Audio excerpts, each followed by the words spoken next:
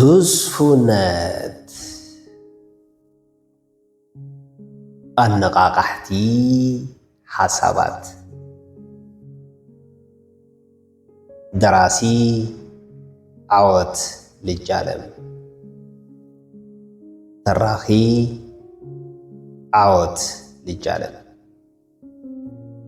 سالساي حتام معراف حموشتي عدل أنا بتعمي بعدل زأمن سبي بزبلت بزعر قطرد ما بزبلت عدلن يخون توماس جيفرسون زقرم عدل مس عصمي معقورتي بمولادي عدلن سوزي باركر عدلن يكون زخون عدلي بعلي إزفتر هارفي سبيكتر عدلن عدل أيمار رايقوزم أيرقم عدلي بعيمو حاسيمو تمسكن عملي أيوقصا أي نقصا بأي أي تسكف كل شاب بعلنيح مورالي زي تنكف بناتي هاركوت تمسقاني شما صبقت غصلا عدل كم علما موت حمام حسم عرقان كيقويا عدلنيا خويناس أنا بصحيا صقاي قبر هوت تشارجر نعوذ سب عدلنيا مبال زتلمد እዩ عدلኛ ስለ ዝኾነ ዲ ተዓዊቱ ወይስ ስለ ዝተዓወተ عدلኛ ኮይኑ በኻሊ አገላልጻ ዓወትና ዲ ንዕድልና ዝውስኖ ወይስ ዕድልና እዩ ንዓወትና ዝውስኖ ዓወት ፍረ ዕድል ዲያስ ፍረ ጻዕሪ ዝብሉ ሕቶታት ካብ ቀደም ካብ ጥንቲ ጀሚሮም ዝነበሩ መካታዕቲ ነጥብታት እዮም ዛንታ ስቲቨን ሃውኪንግ ንረአ ستيفن هاوكينج جنا ود 21 ዓመትን ከሎ ዝጀመሮ ኣርባዕቲኡ መሓውሩን ሙሉእ ዓንዲ ኣካሉን ዘልምሶ ኳድሪፕሌጂያ ዝበሃል ከቢድ ሕማም ነይርዎ ኣብ ልዕሊ ሙሉእ ኣካላቱ ምልማሱ ድምፁ እውን ስኢኑ ስለ ዝነበረ ብድምፂ ፈጣሪት ማሽን እናተሓገዘ እዩ ምስ ሰባት ዘወግዕን መደረ ዝገብርን ነይሩ እዚ ሕማም ዘይድሕን ኣብ ርእሲ ምዃኑ እንዳገደደ ዝኸይድ ወይ ከዓ ፕሮግረሲቭ ስለ ዝኾነ ንምጽዋሩ ክንደይ ዝኣክል ኣጸጋምን ተስፋ መቑረፂ ምዃኑ ፍሉጥ እዩ ሃውኪንግ ግን በዚ ሙሉእ መሓውሩ ዘልመሶ ሕማም ተስፋ ቆሪፁ ምምራር ኣይመረፀን እኳ ደኣስ ኣነ ዕድለኛ እየ I have been lucky እንዳበለ እዩ ዘመስግን ነይሩ ኣብ ክንድብቲ ዝጎደሎ መሓውር ኣብቲ ዝተዓደሎ እምሮ ብምድሃብ ሙሉእ ግዚኡ ኣብ ስራሕን ምርምርን እዩ ኣሕሊፍዎ ዓዋታይ ድማ ኮይኑ እቲ ብጣዕሚ ተስፋ ዘቑርፅን ሸብራኽ ዘብልን ከቢድ ሕማም ልምሰት ንሃውኪንግ ሸብራኽ የበሎን ብሉፅ ፕሮፌሰር ፊዚክስን ማትማቲክስን ተመራማራይ ገጽ ሓሳባዊ ፊዚክስ ኮስሞሎጂስትን ሳይንሳዊ ደራስን ብምዃን ዘበርከቶም ኣበርክቶታት 13 ዶክተሬታት ክብርን ልዕሊ 18 ፍሉጣት ሽልማታትን ረኺቡ እዩ ነዚ ኩሉ ዶክተሬትን ሽልማትን ዘውቅዑ ስራሕቲ ዝሰርሖም ብምኽንያት እቲ መልመስቲ ኣብ ዊልቸር ኮይኑ እዩ ሃውኪንግ ብምልማሱ ዕድለኛ ኣይኮነን ኣብ ስራሕቱ ብምዕዋቱ ግን ዕድለኛ እዩ ዕድሉ ግን ባዕሉ እዩ ፈጢርዎ ካብ ሃውኪንግ ንምሃሮ ዓብዪ ቁም ነገር ዋላ ኣብ በጋግሳኻ ዕድለኛ ይትኹን ዕድል ካብ ባዕልኻ ምጽባቕ ዝከኣል ምዃኑ እዩ ተውህቦ ክእለትን ጻዕርን ንዓወት ወሰንቲ እዮም እዚኦም ኣድለይቲ እኳ እንተኾኑ እኹላት ግን ኣይኮኑን ትስፉነት እውን ንዓወት ወሳኒ እዩ ትስፉነት ጽጽብኡም ጽባዩ ትስፉዋት ሰባት ካብ ጽልሙታት ሰባት ጽቡቕ ዕድል ናይ ምልላይን ካብ ጸገም ናይ ምምላስን ተኽእሎ ኣለዎም። ትስፉ እንተኾንካ ዘለካ ክእለትን ፍልጠትን ናብ ተግባር ንኽተውዕሎ ክትለዓዓል ኢኻ። ትስፉነት ተበግሶ ይፈጥር እዩ። ትስፉነት ዕድል ካብ ባዕልኻ ክትፈጥር ሓጋዛይ እዩ። ሃውኪንግ ትስፉ እንተዘይኸውን ነይሩ እንዳማረረ ህይወቱ ከባኽና ነይሩ እዩ። ክእለት ጻዕርን ትስፉነትን ንዓወት ኣድለይቲ እኳ እንተኾኑ ሓደ ሰብ ዋላ እዚኦም እንዳሃለዎ ሕማቕ ዕድል ኣጋጢምዎ ኣካላቱ ዝስእን ወይ ዝኸስር ኣሎ። ጽቡቕ ዕድል ገጢምዎ ህይወት ተቐንዖ እውን ኣሎ። ዕድል እውን ወሳኒ እዩ። ዓወት ሙሉእ ብምሉእ ኣብ ዕድል ዝተደረኸ እዩ እኳ እንተዘይተባሃለ ግደ ዕድል ምቅላል ግን ኣይከኣልን። ኣብ ኣሜሪካ ዝተወለደ ኣብ ትግራይ ካብ ዝተወለደ ንላዕሊ ዕድለኛ እዩ። ግን ኣብ ኣሜሪካ ዝተወለደ ኩሉ ተዓዋታይ ኣይኸውንን። ኣብ ትግራይ ዝተወለደ ኩሉ እውን ዓወትን ሓጎስን ኣይሓርሞን። ዕድል ኣብ ህይወትና ዓብዪ ጽዕንቶ ከም ዝሕድር ፍሉጥ እዩ። ዕድል ኣብ መንጎ ህይወትን ሞትን፣ ሽልማትን ውድቀትን፣ ደስታን ሓዘንን ዝውስነሉ ኣጋጣሚ ኣሎ። ሰባት ናጠንቋሊ ዝኸዱ፣ ክኸቦም ዝከታተሉ፣ ከብዲ ኢዶም ዘንብቡ መጻኢ ዕድሎም ንምፍላጥ እዩ።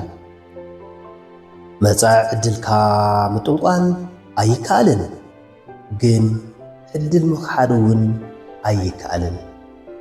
ሓደ ግዜ ዕድል ህይወት ናይ ምቕያር ወይ ናይ ምጥፋእ ሓይሊ ከም ዘለዎ ዘካትዕ ኣይኮነን።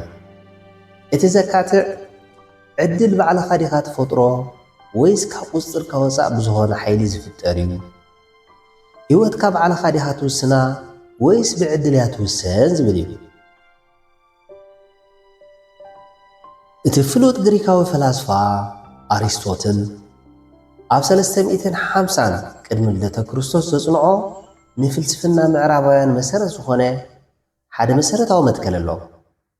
እዚ መሰረታዊ መትከል ሕጊ ምኽንያትን ውጽኢትን ወይ ከዓ ሎ ኦፍ ኮዝ ኤንድ ኢፌክት እዩ። በዚ መሰረት ንሕድሕድ ውጽኢት ምኽንያት ኣለዎ ዝብል እዩ። በዚ መሰረት ኣብ ህይወትካ ዘጋጥመካ ሕድሕድ ነገር ምኽንያት ኣለዎ።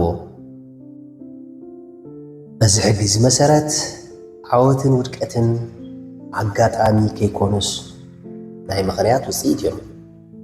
እቲ ዘጋጥመካ ሱቕ ኢሉ ኣጋጣሚ ወይ ዕድል ከይኮነስ ናይ ምኽንያት ውጽኢት እዩ። እቲ ምኽንያት ኩሉ ሻብ ትቆጻጸሮ ኢኻ ማለት ግን ኣይኮነን።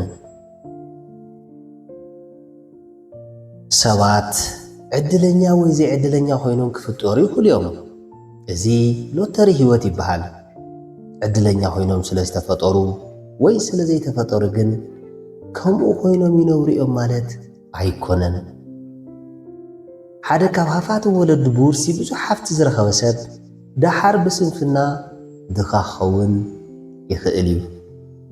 ሓደ ካብ ድኻ ስድራ ዝተፈጠረ ሰብ ድማ ጽዒሩ ሃፍታም ክኸውን ይኽእል እዩ።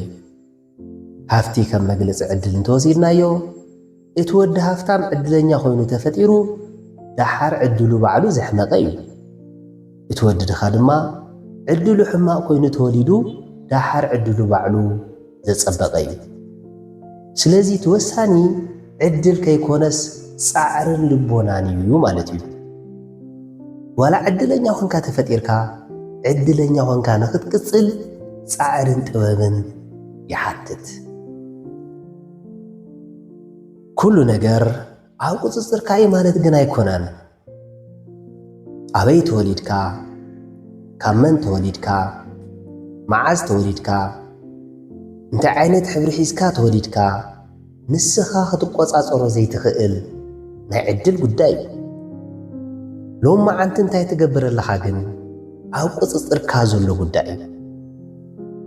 ኣረኣእያ ሰባት ዕድሎም ከጸብቑን ጽቡቕ ዕድሎም ከስተውዕሉን ይሕግዞም እዩ። ገሊኡ ምስ ሙሉእ ጉልበቱን ዓቕሙን ዕድለይ ምሩር እንዳበለ ንፈጣሪ ኮነ ንሰባት እንዳተራገመ ዝነብር ኣሎ። ገሊኡ ድማ ዋላ ዓይነ ብርኩ ጎዲሉ ዕድለኛ እየ እንዳበለ ዘመስግንን ናብርኡ ዘመሓየሽን ኣሎ።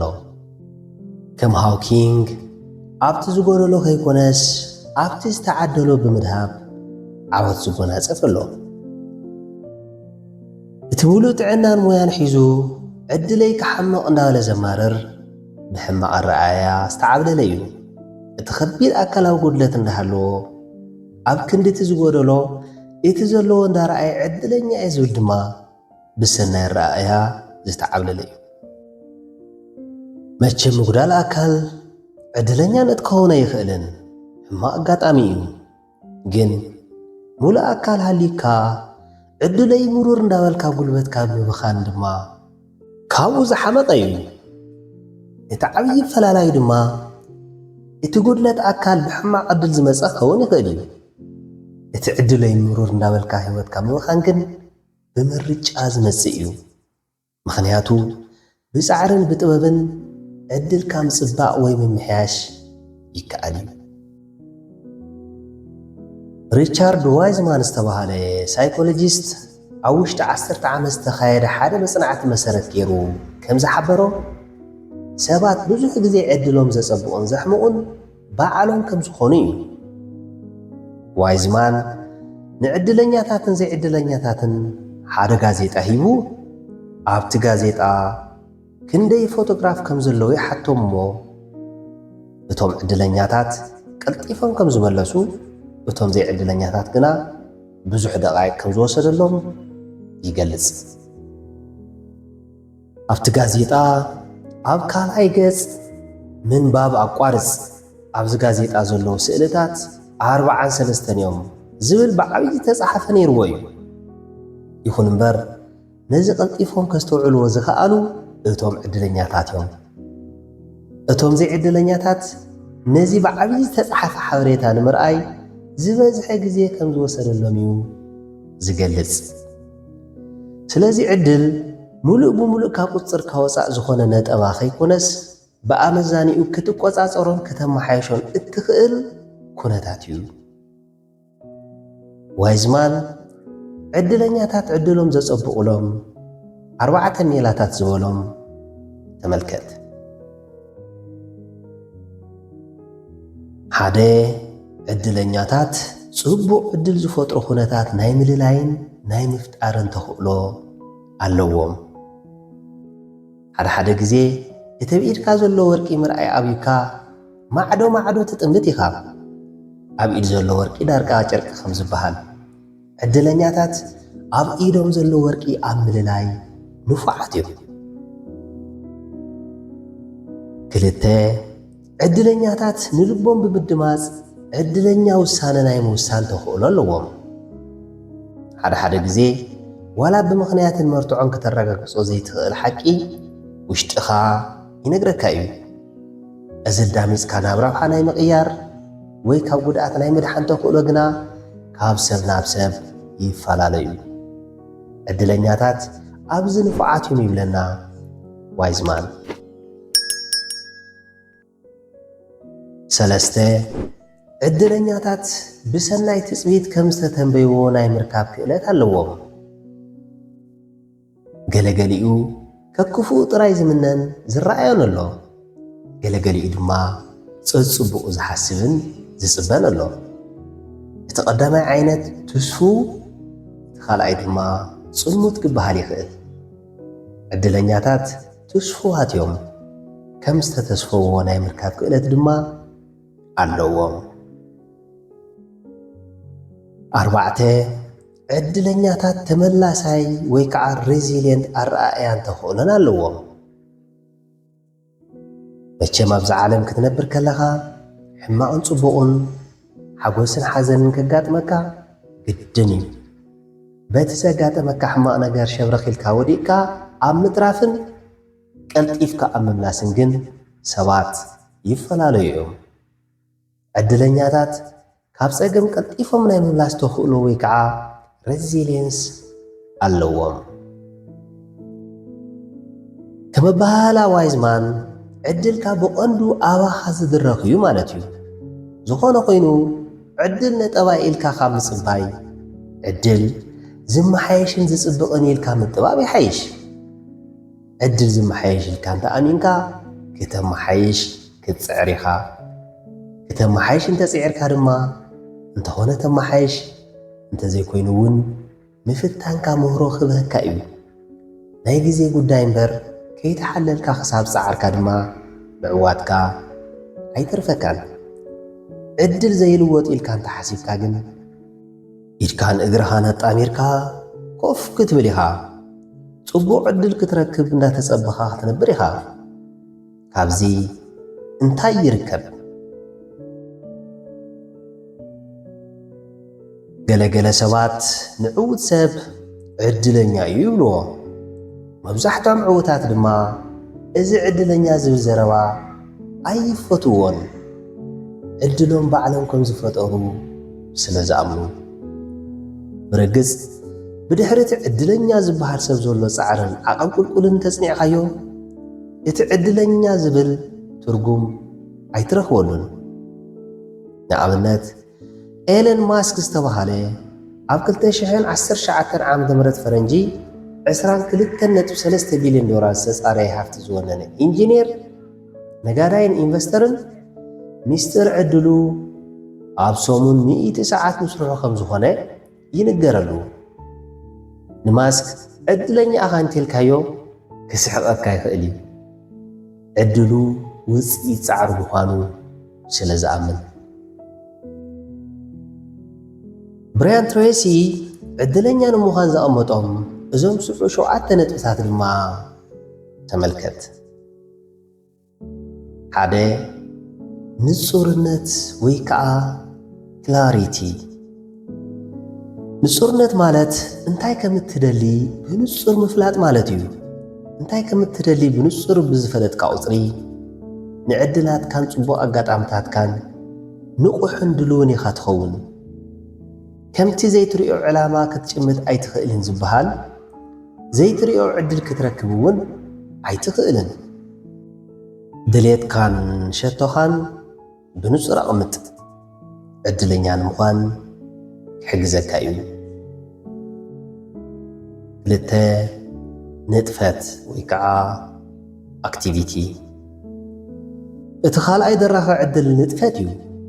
ኮፍ ኢልካ ዕድለኛ ክትከውን ኣይትኽእልን። ንጥፈታት ከተካይድ ኣለካ።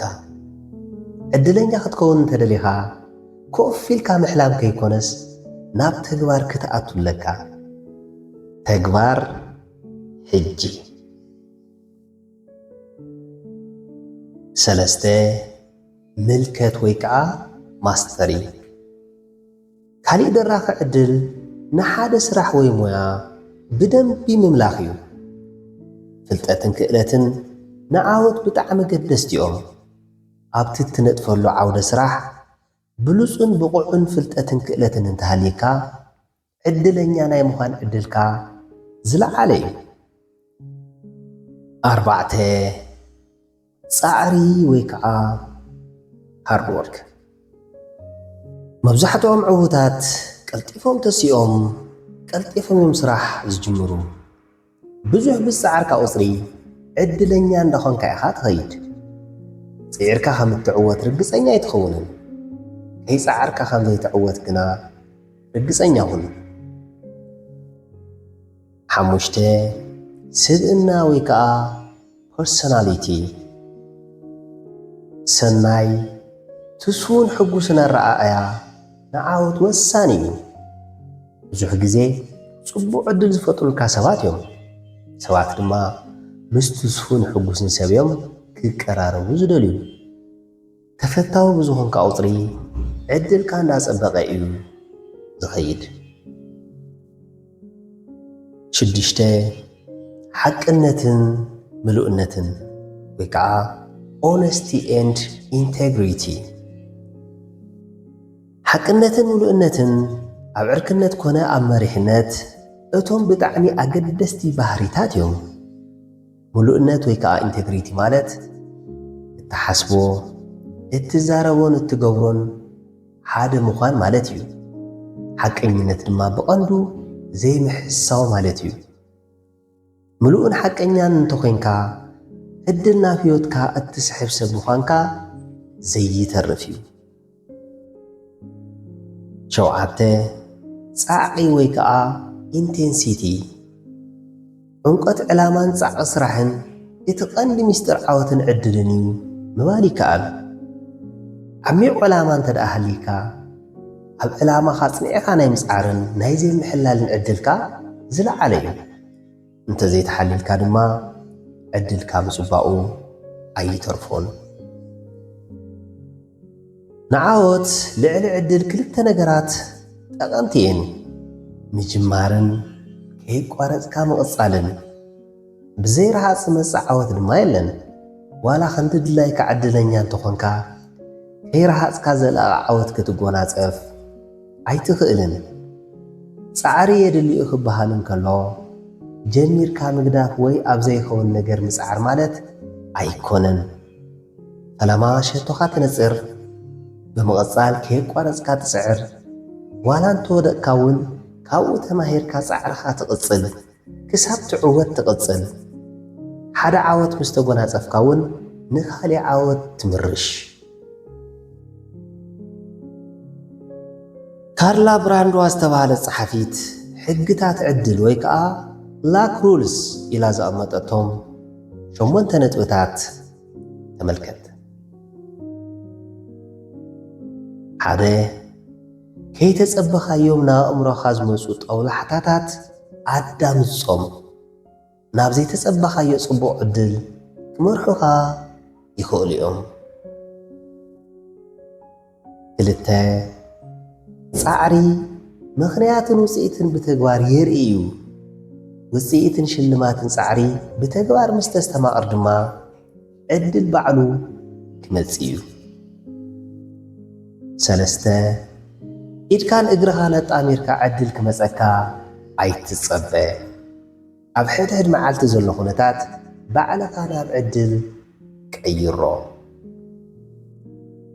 4 ንዕድል ተዳሎ። ሓደ ዝገርም ዕድል ኣጋጢሙካ ከይተዳለኻ ብምጽናሕኻ ከምዘይ ምጥቃም ቅስሚ ዝሰብር ነገር የለን። 5 እንታይ ከም እትደሊ ብትኽክል ነጺርካ ፍለጥ እሞ እዚ ንምግሃድ ከይተሓለልካ ቐጽል። ሽዑ ዕድል ባዕሉ ክረኽበካ እዩ። 6 ሓደ ማዕጾ ክዕጾ እንከሎ ደው ኢልካ ይትርአዮ። ሽዑ ንሽዑ ካሊእ ማዕጾ ኸፊትካ ዕድልካ ኣናዲ። 7 110% ሃብ ዕድል ድማ ዘለዎ ክወፍየልካ እዩ። 8 ዕድል ማዕጾኻ ከንኳሕኩሕ እንከሎ ቀልጢፍካ ክፈቶ። ሽዑ ዕድል ነቲ ዘለካ ወሲኹ ክምላኣልካ እዩ። ብተወሳኺ ዝተፈላለዩ ሊቃውንቲ ዕድለኛ ንምዃን ካብ ዝሓበርዎ ምኽርታት እዞም ዝስዕቡ ተመልከት። ተቐራራባይ ኩን። ሰባት ዕድል ከም ዝፈጥሩልካ ፍሉጥ እዩ። ምስ ሰባት ሕውስን ተቐራራባይን ናይ ምዃን ኣመል ኣማዕብል። ሓደሽቲ ዕረኽቲ ምፍጣርን ነባራት ዕረኽትኻ ምዕቃብን ከድልየካ እዩ። ስእሊ ዓወት ሒዝካ ተበገስ። ኣብ ህይወትካ ጽቡቕን ሕማቕን ከጋጥመካ ከም ዝኽእል ፈሊጥካ ንበር። ግን ዓወት ሃቅን ሓደ ነገር ክትሓስብ እንከለኻ ከም እትወድቕ ከይኮነስ ከም እትዕወት እንዳሓሰብካ እተዎ። ዘይትዕወተሉ ምኽንያት የለን። ውድቀት እንተጋጢሙ ድማ ምህሮ ወሲድካ ንቐጻሊ ዓወት ትዳሎ። ዓወት ኣእምሮኻ ምስኣል ኣድላይ እዩ። ብስግኣት ሰገጥ ኣይትበል። ስግኣት ምልላይን ምቕናስን ኣድላይ እዩ። ስግኣት ፈሪሕኻ ኢድካን እግርኻን ኣጣሚርካ ኮፍ ምባል ግና ዕድለኛ ክገብረካ ኣይኽእልን። بسقات كاب علامخا ندحريت زيتبل دفاركن نفرحخا قطمو زفرح نجر كجت مكان كله قطمو من عالباش عدل كأبو كهلو يخيليو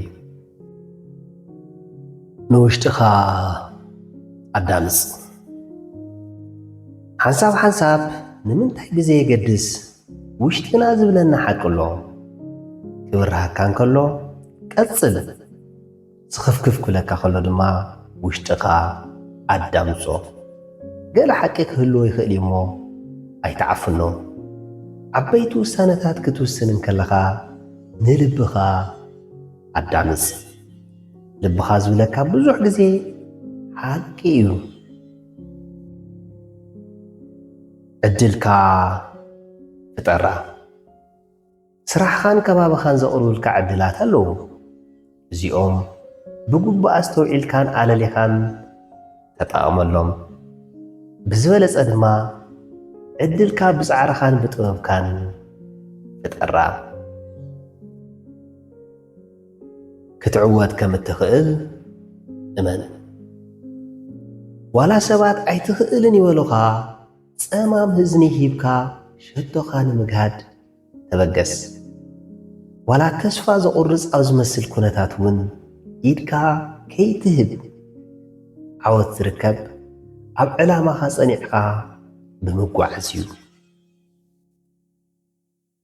صبوع عدل تتصبي صبوع عدل تتصبيخا تبقس كم تتصبخا يوم تزي كويني قنا نسوات أيتوكس حلافنت وسيد كان مهرو خسيب كان نزحاش نجر مليسكا تبقس صبوع عدل مصباي يتعدل كفترن كله على ليخا أب جزيئو كتقملو كحجزك أيو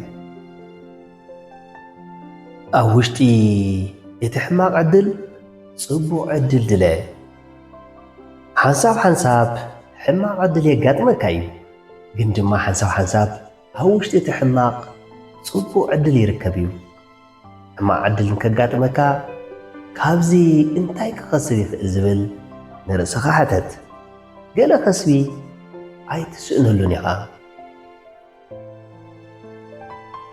ክፉት ኩን ሓደሽቲ ነገራትን ለውጥታትን እትቕበል ክፉት ሰብ ኩን ሓደ ዘይልወጥ ነገር ለውጢ ባዕቢ እዩ ለውጢ ዘየቋርጽ ስለዝኾነ ብዚ ዘየቋርጽ ለውጢ እትጓዓዝ ንምልዋጥ ክፉትን ቁርብን ሰብ ኩን ሓደሽቲ ነገራት ምፍታን ትፈርሕ እንተኾንካ ለውጢ ከተምጽእ ኣይትኽእልን ሎማዓንቲ ትፍትና ሓዳሽ ነገር ጠቕላላ ህይወትካ እትቕይር ክትከውን ትኽእል እያ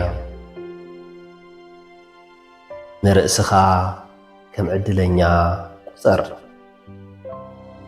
ካብ ሎማዓንቲ ጀሚርካ ዕድለኛ ከም ዝኾንካ ቆፂርካ ተበገስ እዚ ረኣያ ዕድለኛነት ዕድልካ ከተስተውዕልን ተወሳኺ ዕድላት ክትስሕብን ይሕግዘካ እዩ እዚ ሕጊ ስሕበት ወይ ከዓ ሎ ኦፍ ኣትራክሽን ይበሃል ርግፅ ብዙሕ ተውህቦን ፀጋን ዘለካ ዕድለኛ ኢኻ ዕድለይ ምሩር ዝብለ ረኣያ እንተለይካ ግን ብህወኻን ፀጋኻን ክተስተውዕል ኣይትኽእልን ሰባት ዕድሎም ከፀብቑ ሓግዞም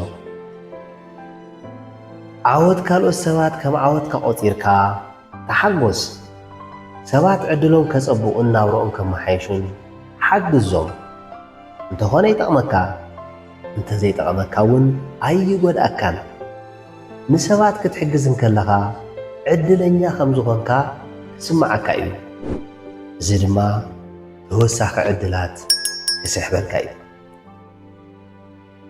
ከምቲ ልዕል ኢልና ዝረኣናዮ ሎተሪ ህይወት ከም ዘሎ ፍሉጥ እዩ ኣበይ ተወሊድካ መዓዝ ተወሊድካ ካብ መን ተወሊድካ እንታይ ዓይነት ሕብሪ ሒዝካ ተወሊድካ ሙሉእ ብሙሉእ ካብ ቁፅርካ ወፃእ ዝኾነ ሎተሪ ህይወት እዩ እዚ ሎተሪ ህይወት ኣብ ዓወትካን ሓጎስካን ጽልዋ ከም ዘለዎ እውን ፍሉጥ እዩ ግን እዚ ጠቕላላ ዕድልካ ይውስን ማለት ኣይኮነን ዕድልካ ክትቅይርን ህይወትካ ከተመሓይሽን ተኽእሎ ኣለካ። ዝበዝሕ ግዜ እቲ ዘጋጥመና ዕድል ከይኮነስ ነዚ ዕድል ናብ ዘላቕ ረብሓ ኣብ ምቕያር እዩ ዓብዪ ፈላላይ ዝፍጠር።